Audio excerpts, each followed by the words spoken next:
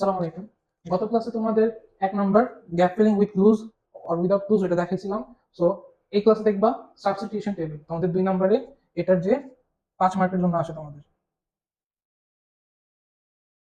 এখন কোয়েশ্চেন টাইপটা তোমাদের কিছুটা এরকম হয় যে make 5 sentences using parts of sentences from each column of the table.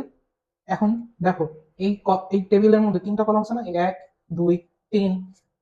কিছুটা পরিচিত মনে হইতেছে না? তোমাদের ফার্স্ট পেপারে 6 নম্বরে ম্যাচিং দেখাইছিলাম, মনে আছে? এটা অন্য কিছু না, সাবস্টিটিউশন টেবিল ভুলে যাও, এটা হুবহু ম্যাচিং। এখানে শুধু একটু তফাৎ থাকে, এখানে তোমার হয়তো 3টা দাও থাকে বা 4টা দাও থাকে। 5টা খুব রেয়ার যে তোমাকে এখানে বাম পাশে 5টা দিয়ে দিবে, এখানে তোমাকে 5টা দেওয়া থাকে না। এখন দেখো এখানে তোমার 5টা আছে, এখানে 5টা আছে, অনেক সময় এখানে তোমার 5টা দিবে না, কিন্তু এই জায়গায় তুমি 5টা পাবা। তোমার 5টা সেন্টেন্স যেহেতু বানাইতে বলছে, এই জায়গায় 5টা পাবা।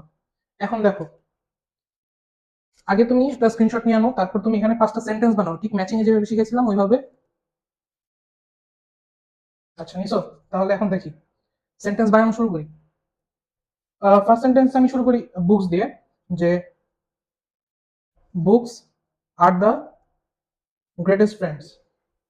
এরপরে আরেকটা বানাই, we should read books to acquire knowledge. এরপরে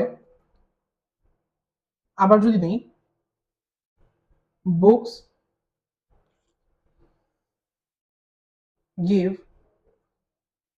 আস not only knowledge but also pleasure. এরপরে books introduce us to the domain of knowledge. Reading books is the noblest habit. এখন তো 5টা সেন্টেন্স কি পাইছি না?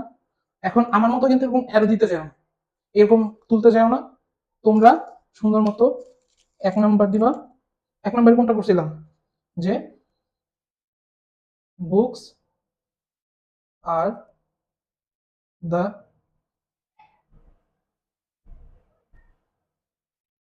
Greatest friends. এভাবে প্রত্যেকটা 5টা সেন্টেন্স বানাই লিখবা।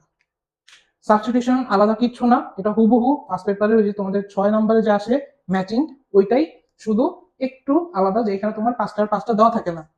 আশা করি বুঝতে পারছো। এর পরের ক্লাসে আমরা স্টার্ট করব রাইট ফর্মস অফ ভার্ব, যেটা তোমাদের জন্য অনেক জরুরি। আর রাইট ফর্মস অফ ভার্ব নিয়ে তোমাদের ভিডিওটা একটু লেন্দি হবে, সো ধৈর্য ধরে আগামী ভিডিওর জন্য অপেক্ষা করো। ধন্যবাদ।